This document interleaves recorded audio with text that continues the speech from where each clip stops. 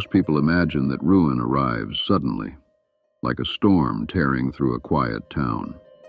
But more often, disaster begins with seeds, small, ordinary choices planted day after day that grow roots beneath our lives until one day the harvest comes. We like to think our greatest threats are external, enemies, accidents, bad luck. But history and philosophy whisper a different warning. The sharpest wounds are the ones we deliver to ourselves. Nations rot not from foreign armies, but from corruption within.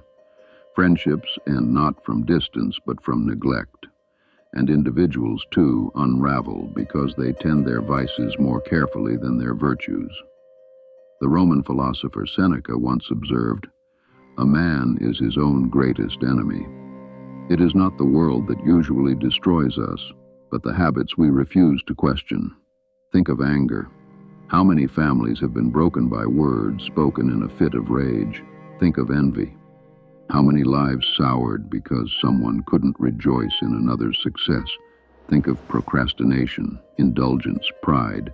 Each feels harmless in the moment, yet each is a seed. Plant enough of them, and the crop is bitter indeed. And the cruelest part? Seeds don't announce what they will become. A small compromise looks harmless today. One more lie, one more drink, one more promise left undone. But time is the great multiplier. What seems trivial in a week becomes monumental in a decade. The neglected discipline, the repeated excuse, the quiet betrayal of your own principles. They grow whether you want them to or not. Ask yourself, what am I planting? Each decision, each word, each silence, each indulgence. They are seeds, and they do not stay buried. Disaster is rarely a lightning strike. It is a harvest. The failed marriage, the ruined health, the empty bank account, the fractured reputation. These are the fields we tilled long before we realized what we were growing. And yet, here lies the power. If our choices can plant ruin, they can also plant redemption. The same soil that nurtures weeds will also nurture wheat. Patience, honesty, courage, restraint, kindness, these too are seeds. And though their fruit is slower to ripen, it is infinitely sweeter. You don't need to change your life in a single leap. You need only stop sowing weeds and begin planting better seeds. Choose discipline today over regret tomorrow. Choose truth today over deceit that will choke you later. Choose restraint today over the chaos of indulgence. Small choices, consistently made, are the safeguard against catastrophe.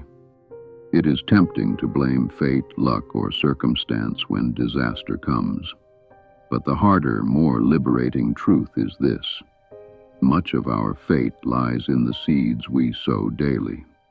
You may not control the storms, but you control the planting, and that is enough to determine your harvest. So pause and take inventory. Look at the habits you nurture.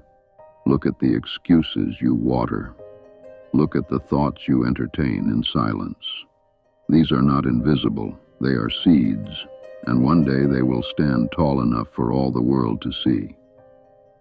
The warning is simple, but so is the opportunity. Stop planting weeds, start planting wheat. Stop cultivating regret, start cultivating strength. Because life doesn't hand you a harvest at random. It hands you the return on what you've sown. And the great truth is this. If you want a better tomorrow, you don't have to wait for chance or fortune or favor. You just have to plant better seeds today.